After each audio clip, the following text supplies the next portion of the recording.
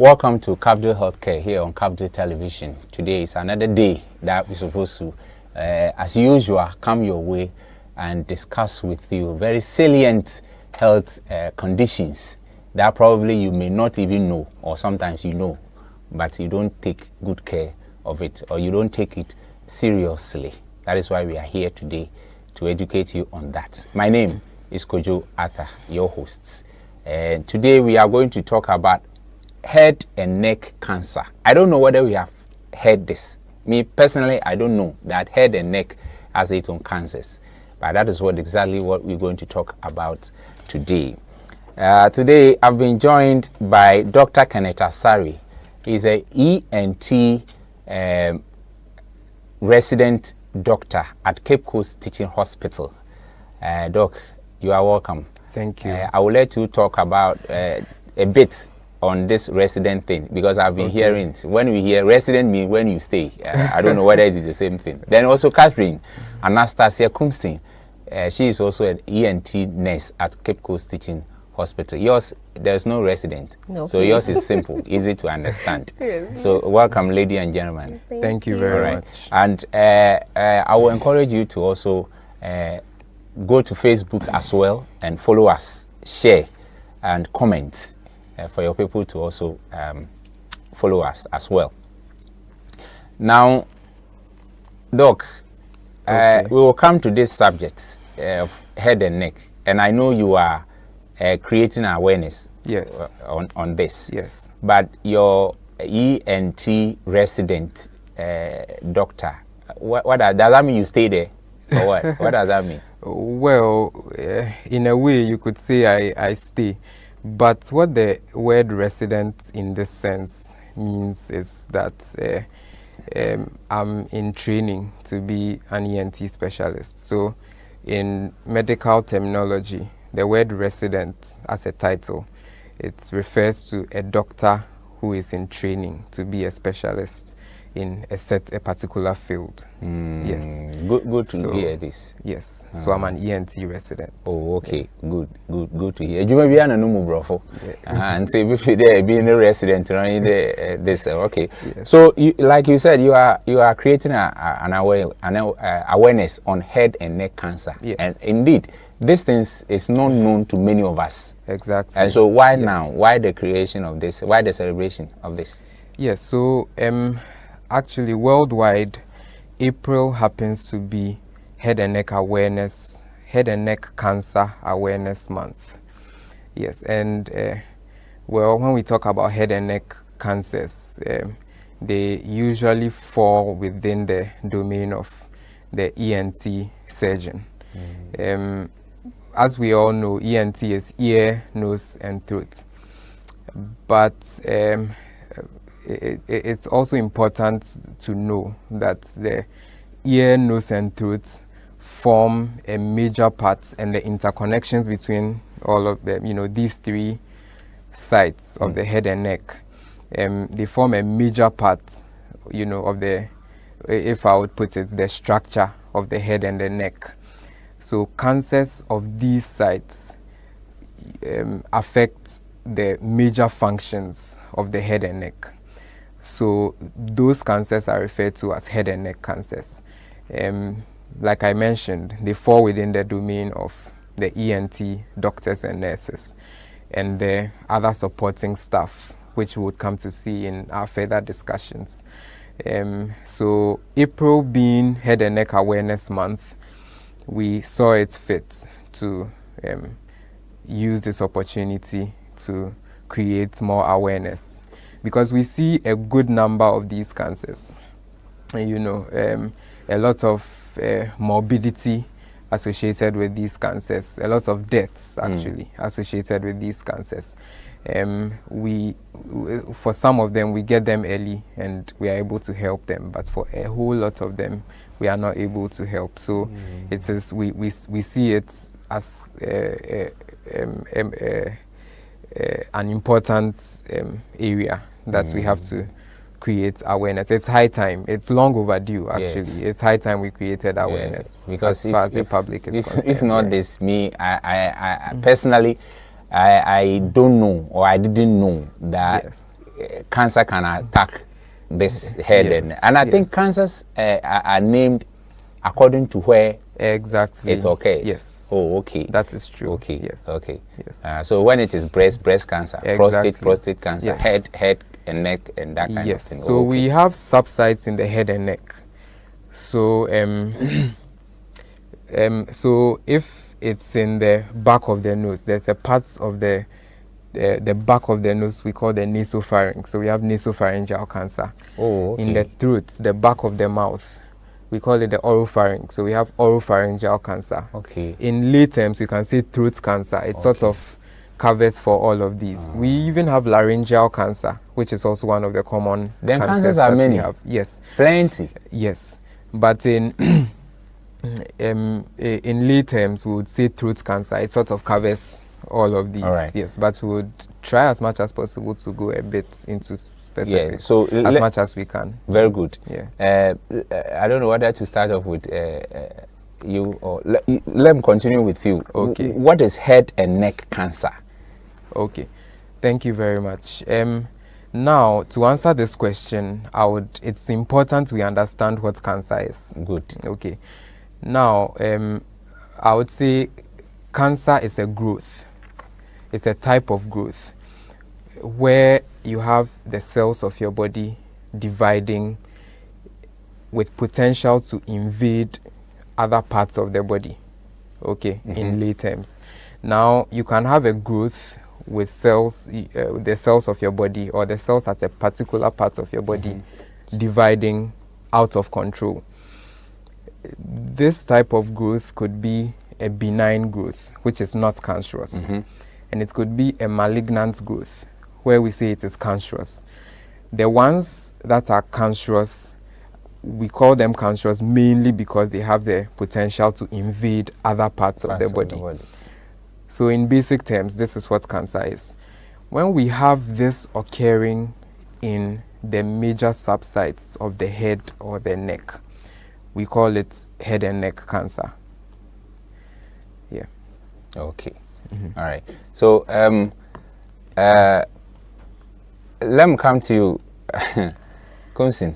Am I calling you Kumsin? Because you people are being called by your second name, right? Yeah. Okay. Or Anas. Okay. Okay, Anas.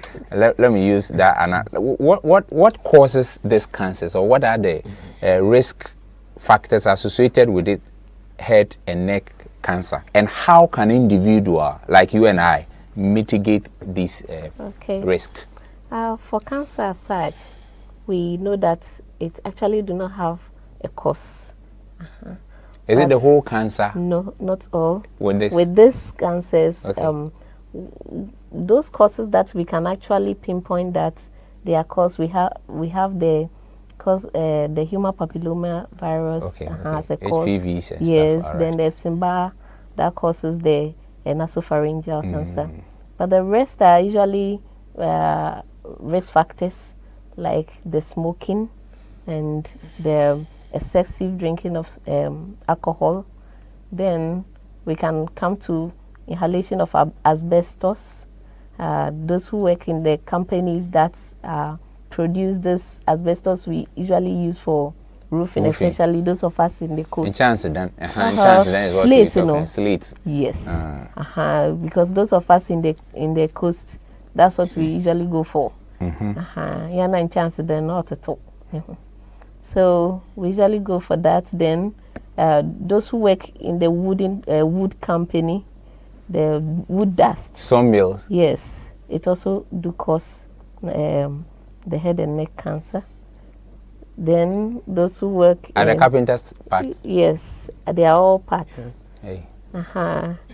Then those who work at the cement factories, those the builders, who come into contact with the cement. So all these are also risk factors that lead people to such conditions. So which means it attack artisans more often, based on what you are saying. Yes, the builders. So those that are working in various offices, banks and hospitals, and like yourself and staff, you are not affected because you are not exposed to those things. I would not draw that conclusion. Like Nurse Kumsen rightly said, there are hosts of risk factors. Okay, it cuts across socioeconomic lines. Okay, now the topmost two risk factors. The number one on the list is smoking. Okay, so tobacco smoking in every form, including shisha. It's also important on this point. It's important to also mention secondary smoking, where you yourself, you don't smoke, but you live with somebody who is an avid smoker. So you can imagine. I remember having somebody who had throat cancer at the clinic, who was a worker in the club. He never smoked, but he worked in the club for so many years. And for all those years, there was always smoke in the club, and he was always inhaling it. And he came with cancer of his throat, had to have surgery. So it's a typical example of secondary smoking causing cancer in a non-smoker, in quotes. And the other risk factor that's important to mention, Nurse Kumsen rightly mentioned it, the human papilloma virus. It's a major risk factor for, to use technical terminology, oropharyngeal cancer and hypopharyngeal cancer. They are subsites of the throat. Okay, so what you should remember is it's throat cancer. The this human papilloma virus happens to be found in the genital area. So the lifestyle that is of risk for contracting human papilloma virus in your throat is when you engage in oral sex or orogenital intercourse with somebody who has this virus in their genital area. So I will not make the blanket statement that orogenital intercourse in itself is a risk. Well, it is a risk factor, but it could be a major. Yes, but if it is practiced with somebody who has the virus in their genital area, then you are going to have it in your throat, and it is a risk factor for the development of cancer. Mind you, cancer, the changes that occur in the cells to cause them to start growing uncontrollably, these are very little changes that occur in the DNA of the cells. These small changes occur over so many years. So somebody may be engaging in these lifestyle practices and may not have any problem in the moment, but these changes continue to occur in very small bits and it accumulates. So then such people end up manifesting cancer, let's say in 10, 15, 20 years and so on. Yes, so that is how it is. The other risk factors, like Nurse Anas rightly mentioned, a lot of them are occupational. So a lot of the people in the so-called blue-collar jobs. So people who come into contact with wood dust. So those in the furniture. So the color jobs, you have the white color and the blue color. Yes. But we normally hear, oh, I want a white color job. Yes. I want to make maybe a tie. That is, those people are the white people. Yes. And the blues are the artisans, right? So so those in woodwork industry, those who in the furniture industry, those who deal with heavy metals, there's significant risk as far as metals like nickel, chromium, and so on. Even people in the watch industry, there's a chemical called thorothrusts. Yes, people who work in the watch, they use it for watch dials. People in the building industry, like the use of asbestos, cement dust, and so on. Like my nurse rightly mentioned. Also the mining areas.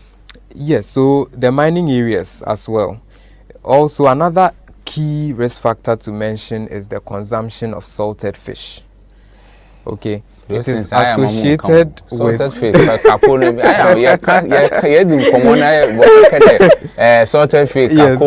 Some of us, we are not happy with you. Yes, so these things are backed by hard evidence, years of research, some of it done outside of the country, some research also done within this country. You know, if you go online and you search, you would find the research that, you know, has been done proving the role of salted fish, not just salted fish, salted meat, in the development of a specific kind of cancer, the one in the back of the nose, the nasopharyngeal cancer. Yes, it is one of the cancers we see a lot in this part of the world, actually. Yes, there are treatment options. Well, we'll talk about the treatment options. Well, if you just tune in, you're watching Cafdil TV, and the program is Cafdil Health Care. Neck, head cancers, and there are so many parts of it. So, what are those head and neck cancers? What are common ones that we normally experience? Just like Dr. Riley said earlier on, we spoke about the nasopharyngeal cancers. We have the oropharyngeal cancers. We also have cancers. So anyone that you mentioned, tell us where it is. Nasopharyngeal. Nasopharyngeal cancer. Where is it? The back of the nose. Nose. We have the pharynx lining the back of from the nose to the throat. I'll say. Okay. So the wherever it's opposite to, then it's named after. Okay. So the back of the nose, we have the nasopharynx, then the oropharynx, then we have where is the oro? The oropharynx is right at the back of the mouth, the throat, behind the tongue. Okay. Okay. Then we also have the hypopharynx. When we go down from the back of the tongue going down, so that's why we always call all of them throat cancer, because in lay terms you will not be able to describe exactly where it's situated. Then we also have cancers affecting the salivary glands, salivary gland cancers, where the saliva is being produced. Also, cancer can affect the place. Then parotid gland cancers, the larynx, the voice box. The larynx is what we call the voice box. That make you speak. When you speak, like we are able to hear your voice. So cancer also affects that part. And also, just like Doctor said in the beginning about the human papilloma virus, when it goes into the throat, one of the places it has affinity for is the larynx, the true larynx. You go and they grow there. So the person will come and the person will have hoarseness of voice, or will say, so then means something has grown there or something wrong on the laryngeal area. That's why the person will present that is the voice area. Okay. That's how the person will present with that change of voice or the loss of voice. So these are the little I can. Then there are also cancers that are of no origin. Some head and neck cancers that we don't know where they are coming from. So taking something like excessive consumption of alcohol, the person will drink alcohol, always corroding the place. The place gets healed and it's always corrode again. Then the cells of the place will have to change or modify themselves to be able to accept the acid or the alcohol that is passing there. Then at a point in time, just like Doctor said, it's built over time. So at a point in time, then they change and they multiply in that number to be able to support the place. That's how some of these cancers develop. But the actual cause... it's known. Yes.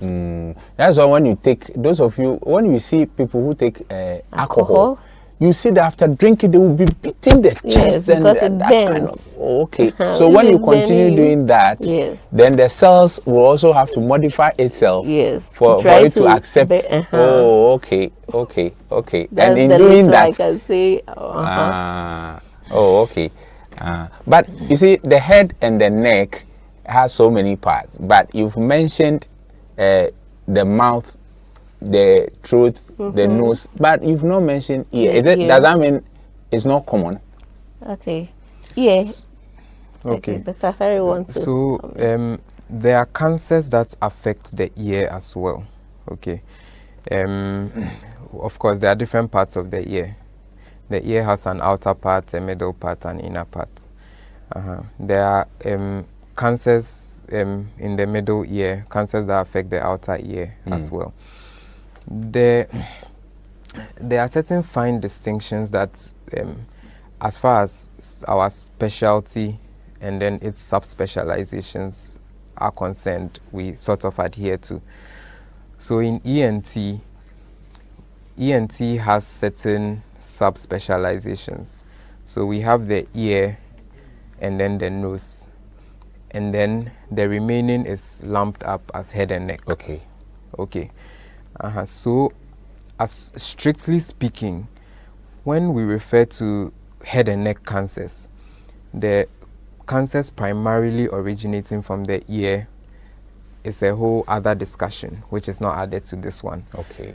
So, that said, the strict head and neck cancers also have effects as far as the ear is concerned. We'll come to them. I'm sure we'll talk about them later as this discussion unfolds.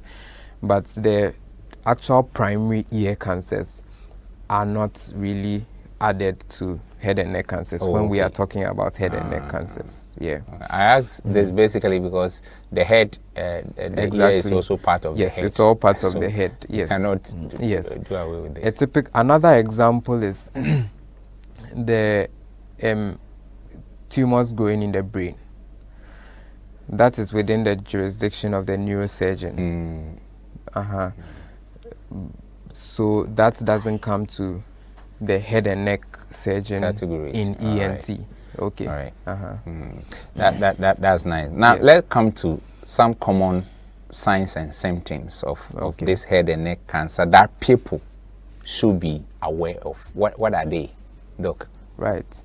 So I would start by saying some of these signs and symptoms, and especially the ones that we need the public to be aware of, are really insidious. They may appear to be everyday signs and symptoms that we don't pay so much attention to.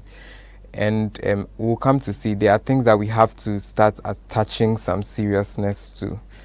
There are other signs also that once we start to see, the disease is a bit far advanced, and what we can do, the amount of help we can offer is a bit limited.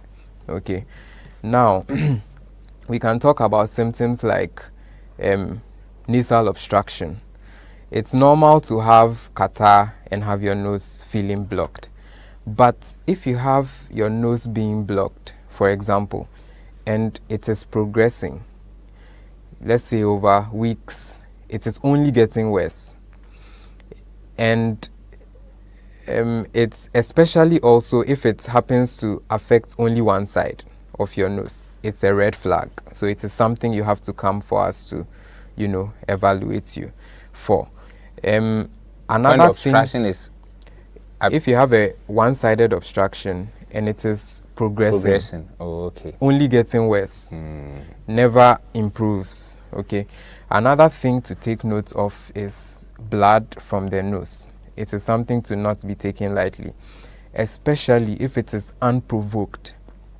If you sneeze and blood comes, it happens every now and then, or if your nose is dry, or some people pick their nose and they have blood coming. But if it is unprovoked, you are just there and you see blood coming, it is a red flag. You have to, or if you have runny nose and there's blood in it, and it keeps, it keeps occurring, without improvement, it's also a red flag as far as symptoms are concerned. Another thing to take note of is if you feel any numbness in your face. Numbness in the face. I'm stressing on these things because these are the very early signs. So what does it mean, that numbness in the face? Especially in the midsection of your face. Okay. Another thing is tooth sensitivity. If you start feeling any sense, especially in your upper teeth, any pain or sensitivity or looseness in any of your teeth. Okay. It may not be just your teeth. It may be cancer particularly cancer in your sinuses. So you mentioned, you continue, you mentioned 3 things. Yes. Loose, pain, and sensitivity. What is that sensitivity? So excessively sensitive teeth, so then the person cannot tolerate maybe cold drinks or drinks that are a bit too hot. What's an agenda? Yes. Oh, okay. So your teeth are a bit too sensitive to, changes in the temperature of what you are drinking or what you are eating. Okay. The other important signs to think about. Before you go to the other importance, that sensitivity, I'm very particular about that because for about 3 days, okay. But it continued for I think 2-3 days. Then I never happened after now again. Okay. So if it's happened for 3 days and it's not happening since then till now, I wouldn't make too much of that. It's not something that I will attribute to something sinister happening to you. But if it were to be persistent or only getting worse, I would advise you to see your dentist. With the mind that it could be coming from your teeth, but also at the back of your mind there could be something else going on which could be affecting your teeth and not just the tooth that has the problem. Okay. The other early symptoms are feeling as if there's before that, if you start to have double vision, or if you start to see that your eyes are maybe protruding, especially one eye is protruding. Yes. There are spaces in your head, the skeleton of your head or your face, called your sinuses. Sometimes cancer grows in these spaces. Okay. And these spaces are very close to, some of them are close to your eyes, some of them are close to your teeth. That's why I keep mentioning these tooth symptoms, because they manifest early when you have cancer in these spaces. Okay. The key thing to know is that these spaces in your head are hidden. So when you have cancer growing in these places, it doesn't show outwardly early.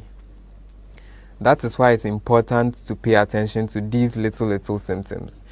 These may be your first sign to detecting these cancers early. Otherwise, by the time you start seeing it outwardly, it is too late. It's already spread to other parts of your head or your neck. Okay. The other thing of importance is a feeling as if there's something stuck in your throat. Okay, we all get that every now and then. There are a lot of things that can cause that. A lot of them are very common things that we can treat. But in a few people, it is the beginning of cancer of the throat. So that feeling as if there's something stuck in your throat, it is not to be taken lightly at all. Okay. The other thing is pain when you swallow, or inability to swallow. That is another thing people commonly present with. Another symptom, important symptom to know, is a change in the voice. When you start to lose your voice. Okay. It's a telltale sign, especially when this change in the voice persists for, we say, if you've lost your voice, normally it shouldn't persist for more than 2 weeks. If you are not a chorister. Yes. You lose your voice there. So, a person who has lost their voice, continuously for more than 2 weeks, as far as as head and neck doctors or ENT surgeons are concerned, it is a red flag. So if you know somebody who has lost their voice continuously more than 2 weeks, they have to come to the ENT clinic and we have to assess them.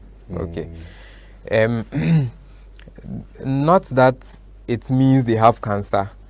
I have to make that straight. Not that if you've lost your voice for more than 2 weeks, it means you have cancer. It means that we have to check and be sure that there's nothing dangerous going on over there. Okay.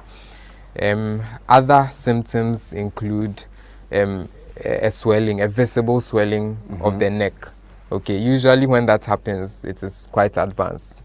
We don't want to see our patients at that stage. Okay, but if you have that, you should still come for us to see. Yeah. The other, which other one? Okay. There are also symptoms in the ear as well. Yes, a feeling of fullness or blockage in the ears because the space at the back of the nose is very close and connected to a part of the ear called the middle ear. So when you have cancer growing there, it sort of obstructs that, it blocks that connection. So fluid can build up in your ear. And this is also one of the signs that is seen early in a particular type of head and neck cancer. Fullness in the ears or difficulty hearing. It's a key sign that if anybody starts to experience, they have to come to ENT by all means. Okay. Yes, swelling of the neck. Other signs like there are other signs that occur when the cancer has spread, gone into the brain. Sometimes the cancer can spread into the brain and all of that, like loss of consciousness, experiencing seizures, change in the personality of the person. Those symptoms are really late. You know, once the person gets to that stage, there's really little we can do about it. Unfortunately for us in this part of the world, people with head and neck cancer, when they start having their little symptoms, they think it is not meant for the hospital at that stage. So they go and try all of the alternate, treatments and all of that. By the time we see them, it is too late. You see, yes. So anyway, that is the purpose of this awareness we are trying to create. Yeah, it's necessary because sometimes some, like you said, they will move left, right. Exactly. When yes. one leg is on the grave, they bring it to you. Yes. So certainly you are not going to do any trauma. You can't do any trauma. So you just put the other leg and say you have killed them. And also they have something, they say that the kwanpo, when it comes, you don't have to send to the hospital. The goiter. The goiter. No, then any swelling on the neck, Okay. and it'll be better one Franco hospital. And wasn't so then you need to please bring it to us too. Yes. So what about yesterday? It be said nehinabo, obi nehinabo, nehinabo. Into okasa, you hear okay, that kind of thing. So is it also attributed to cancer?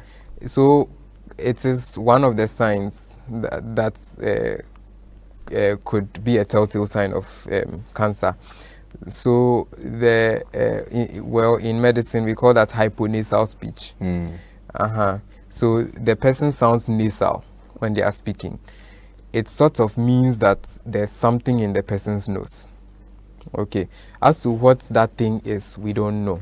So it could just be someone with a common cold with their nose feeling blocked could be talking like that.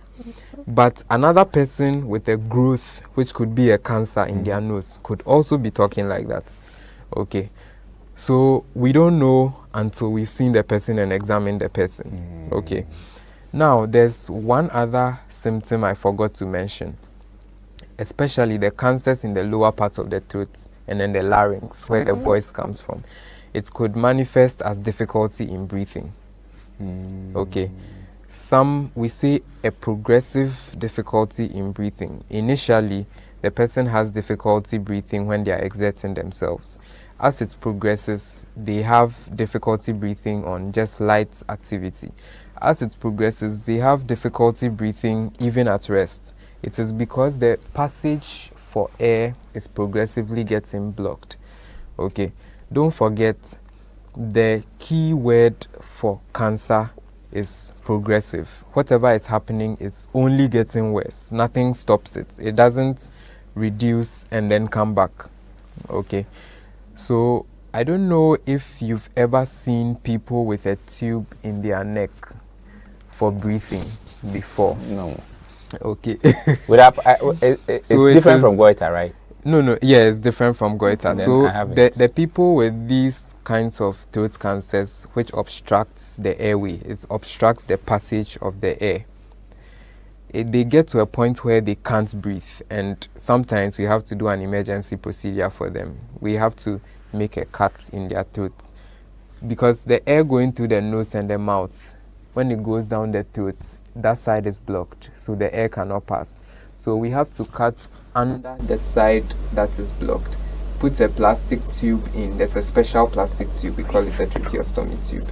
Put that special plastic tube in to sort of bypass the blockage. So now the air, because this side is blocked, now they are breathing through Wow. this. Yes. So it is a life-saving procedure we do for them to buy us time to plan their treatment. That Okay, is to because clear the for blockage. for air to be able to pass, not to clear the Clear the blockage, to blockage. bypass the blockage. Ah. Okay. I mean, the treatment is what I'm talking about. yes. So the treatment is to sort of clear the blockage. Okay. Depending on which stage the cancer has reached. Okay.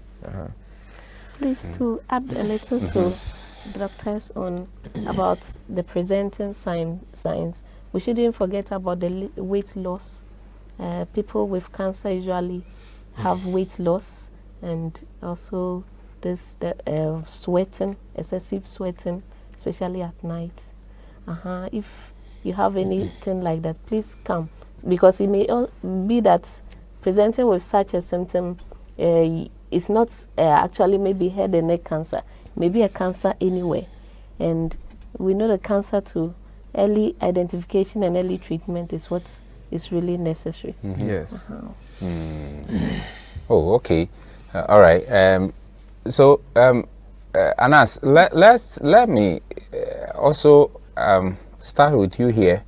The importance of early detection in improving the outcomes for head and neck cancer patients. Okay.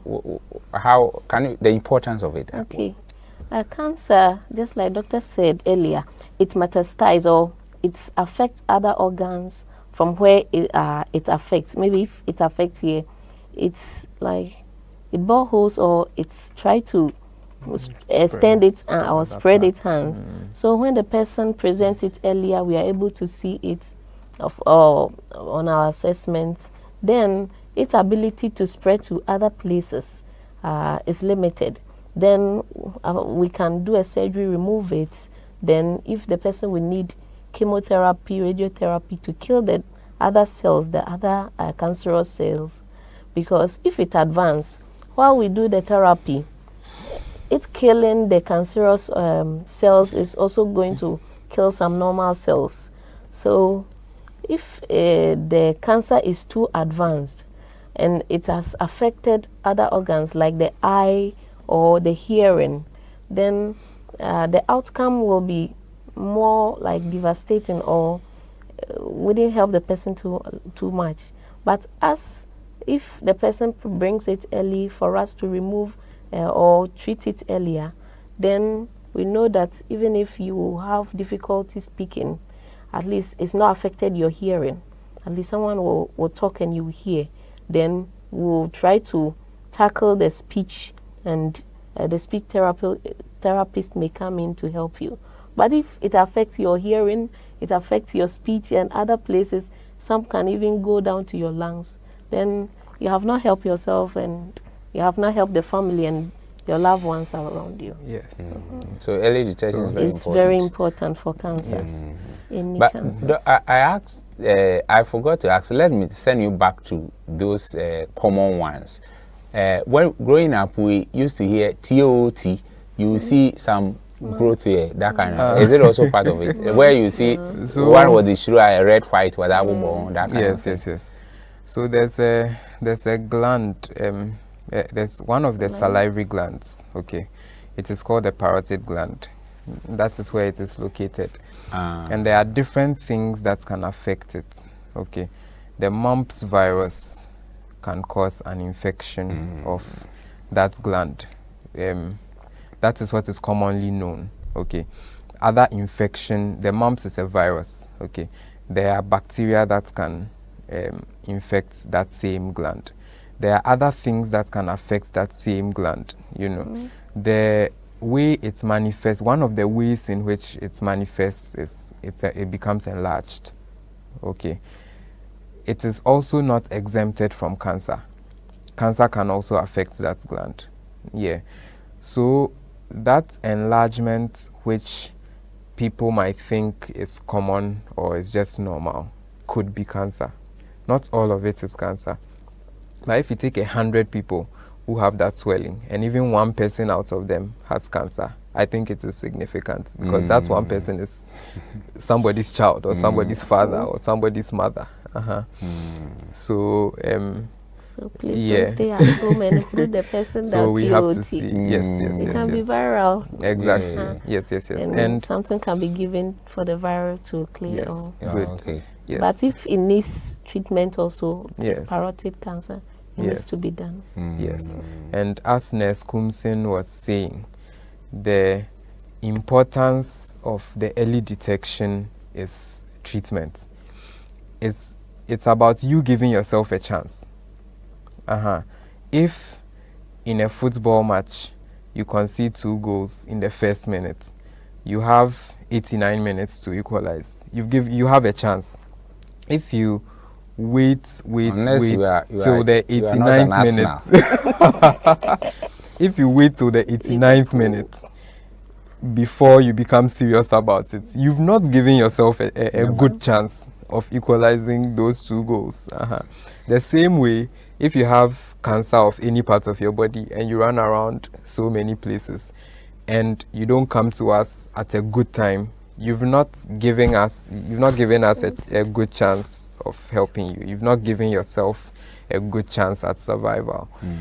There are treatment options for a lot of these cancers. There are treatment options, but unfortunately in our part of the world, we don't see the people at a time that gives us the chance to. So I'll be come able to the help treatment them. Yes. aspect, but let me send you back to the obstructions. Okay. Normal obstruction, just like blockade in your nose and stuff. Yes. How long should it take for you to see it? Oh, it's normal. When it goes beyond this number of Okay. days, then it is abnormal. That's where you're supposed to seek. How So long? the truth is that your nose, normally, your nose should not feel obstructed to the point where you feel uncomfortable, or it is your nose should not feel obstructed to the point where it is compromising your breathing in a way. Okay. The other thing is that your nose should not feel obstructed such that it is progressive. The obstruction is only worsening. Okay. It is normal to have a blocked nose once a while, and it clears up a bit, it comes back, it clears up a bit, it comes back. But if you have a constantly blocked nose, which is only getting worse, let's say your nose has been blocked for 2 weeks. I don't want to put a specific timeline to it. Let's say your nose has been blocked for a month. Already, that is a very long time for your nose to be blocked. At the beginning of your nose being blocked, it was just okay, you were managing. But now it is so blocked that you are sort of struggling to breathe a bit. It means that it has progressed. Okay. That is a red flag. It's a danger sign that we have to look at. Yes, there are other things that cause blocked nose. For example, somebody with sinusitis, that is not a cancer. Okay. Somebody with chronic sinusitis can have a blocked nose that is going on for months, 3 months and beyond. Okay. but that is not a cancer. I don't want to put timelines to it. Somebody, Okay. somebody said if it goes beyond 7 days, which means 1 week, then you would have to. If it persists for 7 days, you have to go to the hospital. Yes. I will not fault the person for saying that. If you have a blocked nose that has gone on for that long, for a week, definitely you should let us. You should make sure we are taking a look at it. Okay. Yes. Yeah. Right. Doc, in every diseases, apart from malaria, fibroid and stuff, there are certain diseases that we have misconception about it. I don't know whether head and neck cancers, you also have kind of misconception about it, and if you would like to share with us or address it. Yes. So these things we would call misconception in our part of the world. A lot of them are cultural or societal. Okay, they are long-held beliefs. Okay, and it cuts across all of the areas of medicine. ENT or head and neck is not exempted. Now, first of all, whenever we see something we can't explain or something that looks unusual, we think it is always spiritual. So you find a lot of people thinking that if somebody has this swelling of their neck, which they are trying all of the alternate treatment options with no improvement, then it has to be something that is spiritual, and they sort of, people have this perception that diseases are segregated. Certain things are meant for hospital, but certain things are not meant for hospital. Which is one of the misconceptions people have about disease, also head and neck cancers, which causes them to delay before coming to us. Okay. People also have misconceptions about treatment options. Typical example, you tell somebody they need surgery to solve a particular problem that they have, and they think surgery is a death sentence.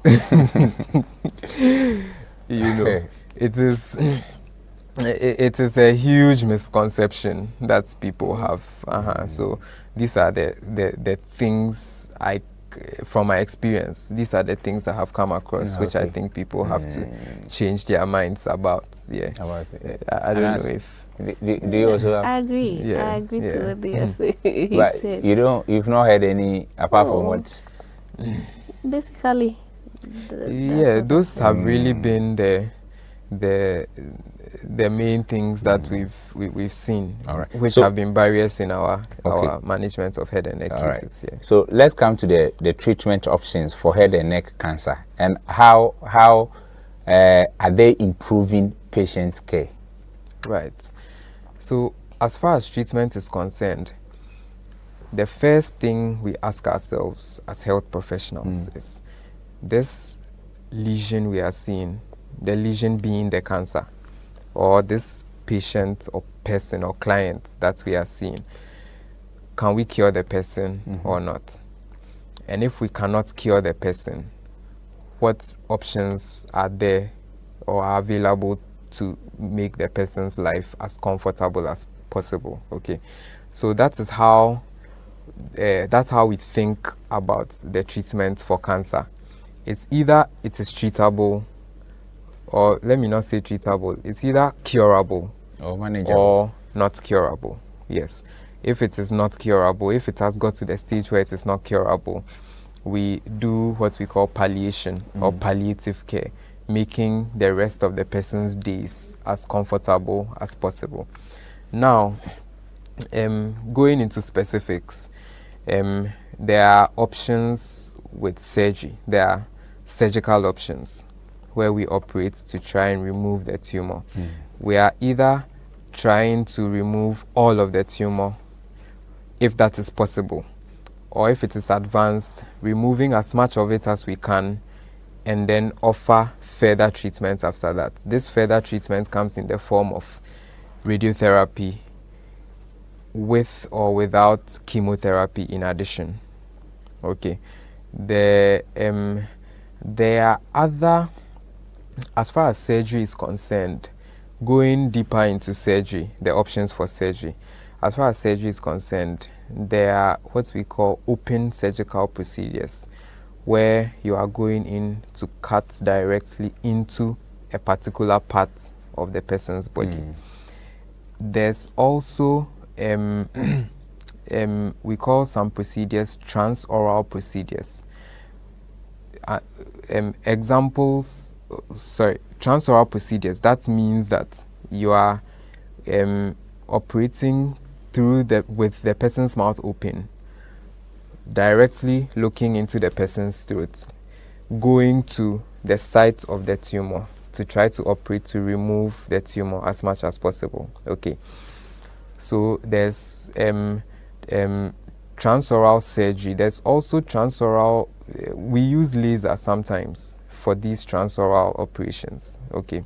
So that is a light. Yes. Okay. So laser light to it's a specific, it's a type of technology. It's a special light that sort of burns away the tissue. So that is probably the most advanced surgical tool that we have in the country at the moment. Okay. There's robotic surgery. That one you have to go out of the country to have that. We don't have that technology in Ghana yet. The robotic. Yes, the robotic surgery. So they have consoles like video game consoles, and then there are devices. So you are controlling the device, at the site of the surgery, cutting at, specific margins and so on to try to remove the tumor. We don't have that in our country yet. Going away from, still on surgery, we have endoscopic procedures as well for the tumors in the sinuses especially. Yes, we have, so when we say endoscopic, these are like special, let me say, telescopes that we pass through the nose or even through the mouth as part of the transoral procedures. We use it for tumors in the sinuses, to remove cancers in, the sinuses and certain specific sites in the head and the neck as well.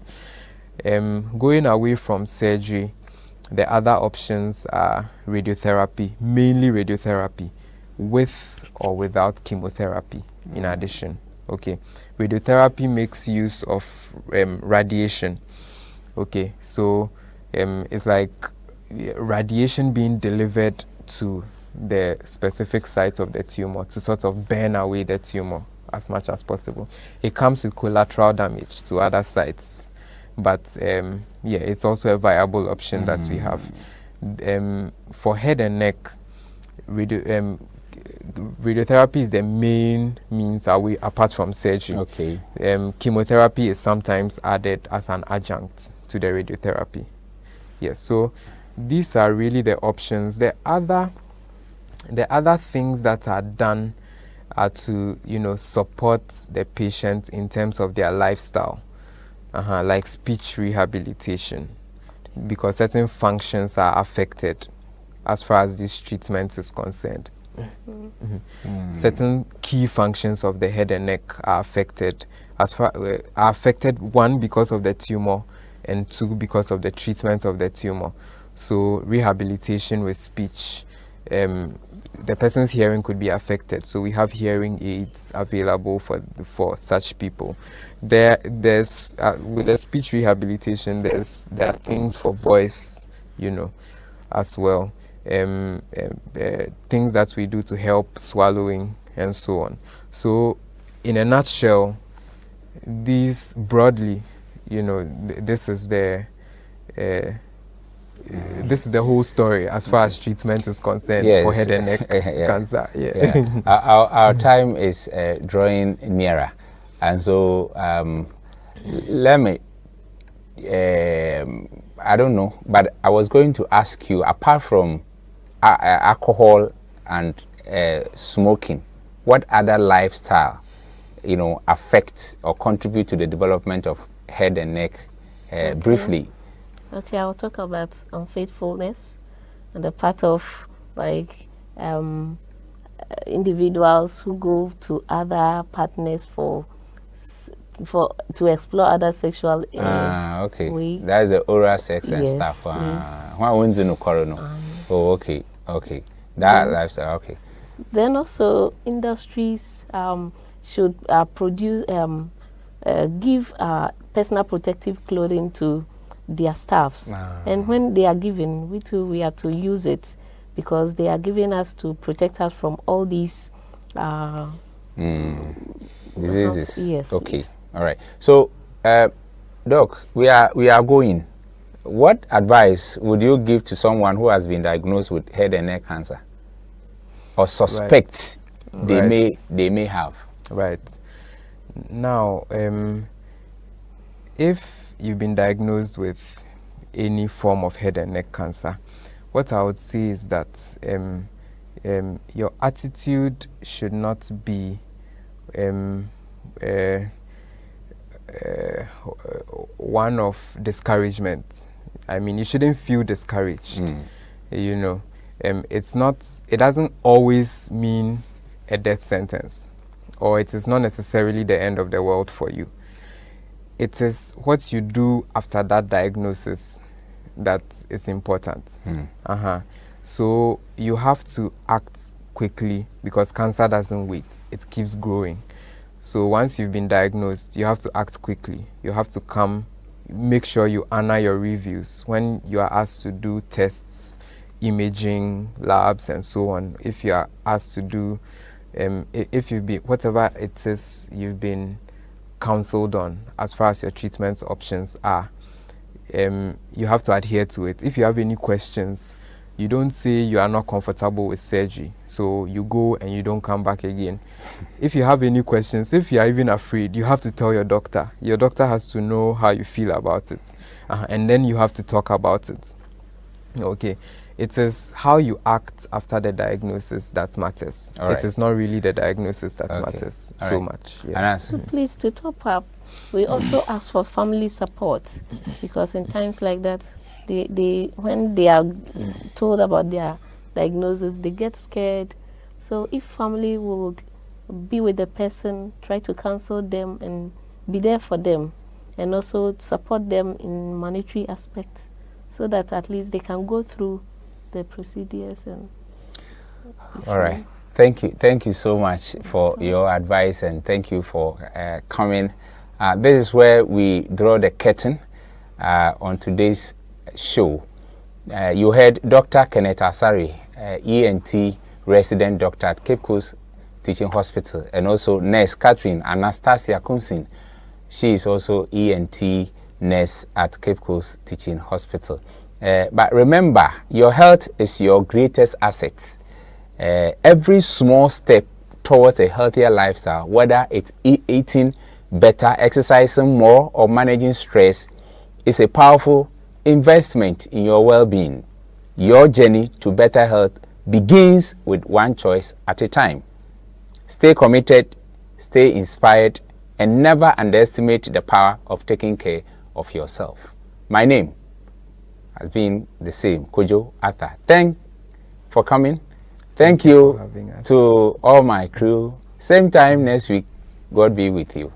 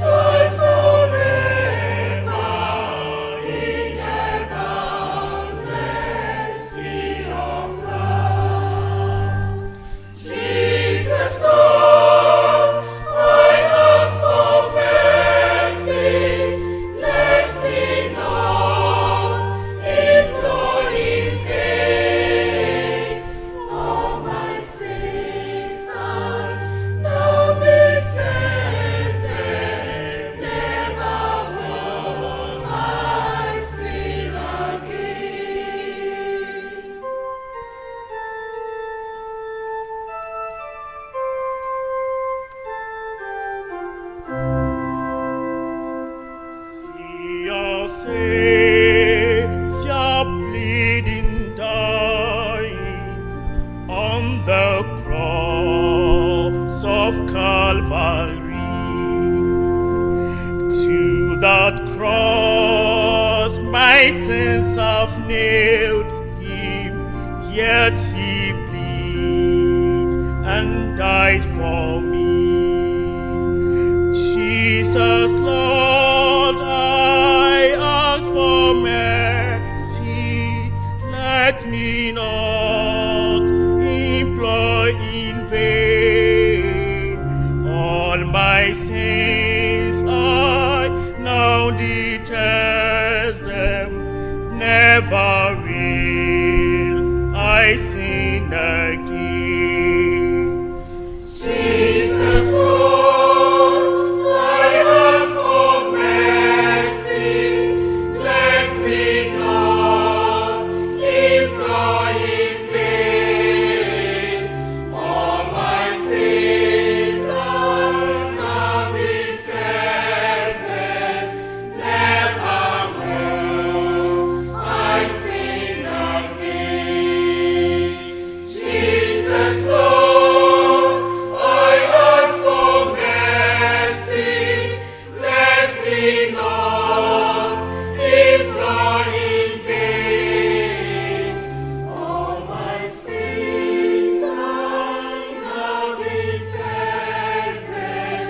Never will I sin again.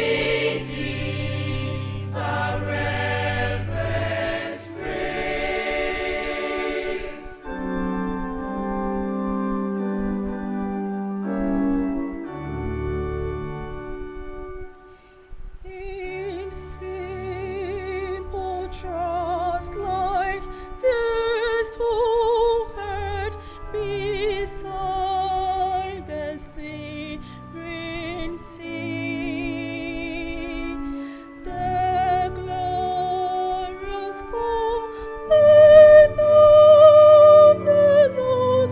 Let us like them without a word rise up and follow thee. Rise up and follow